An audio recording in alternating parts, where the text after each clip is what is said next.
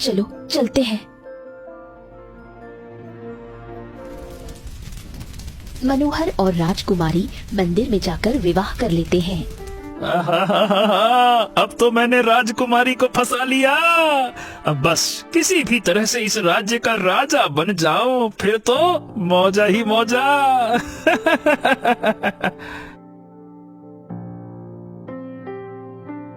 क्या सोच रहे हो मनोहर? वो कुछ नहीं, बस आपके और हमारे बारे में सोच रहा था राजकुमारी की आगे का जीवन हमारा कितना अच्छा होगा, और उसी जीवन को और अच्छा बनाने के लिए चलिए महाराज से अपने विवाह का आशीर्वाद भी ले लेते हैं। आखिर हैं तो वो आपके पिता ही, तो आपके विवाह के बारे में जानने का उन्हें भी पूरा हक है। हाँ, तुम ठीक सोच रहे हो, चलो चलते हैं। फिर मनोहर राजकुमारी को लेकर दरबार की तरफ निकल पड़ता है। ये क्या राजकुमारी, ये कौन है? मंत्री जी, हम हैं राजकुमारी के पतिदेव और हमने इनसे विवाह कर लिया है। राजकुमारी, ये आपने क्या कर लिया? महाराज को पता चलेगा तो वो आप पर बहुत गुस्सा करेंगे। ये क्या किया तुमने पुत्री, ये क्यों किया? महाराज को मेरा प्रणाम। महाराज, मैंने राजकुमारी से विवाह कर लिया क्योंकि हम दोनों एक दूसरे को बहुत प्रेम करते थे। तेरी हिम्मत कैसे हुई मेरी पुत्री से विवाह करने की, वो भी मुझसे पूछे बिना? ये तुमने ठीक नहीं किया। इस विवाह को हम नहीं मानते। राजकुमारी, आप इसे भूल जाइए।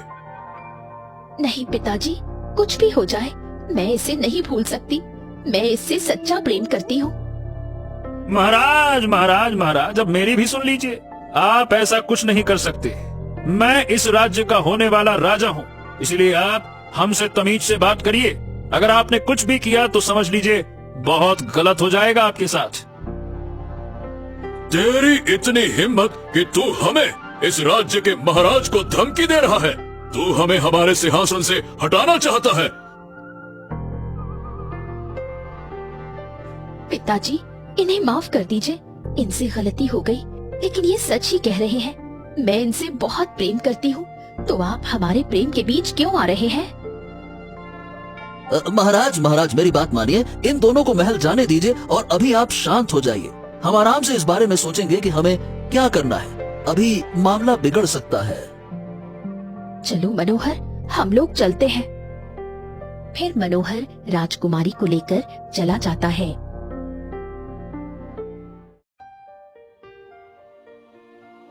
अब मैं क्या करूं मंत्री जी? हमारी बिटिया रानी राजकुमारी ने तो हमसे बिना पूछे ही विवाह कर लिया, और आपने देखा वो फटीचर, उसका पति, उसके बोलने के तरीके से समझ में आ रहा है कि वो एक नंबर का लालची इंसान है। हाँ महाराज, समझ तो मुझे भी आ रहा है, लेकिन अब हम क्या कर सकते हैं? राजकुमारी ने जो किया वो अपनी पसंद से किया।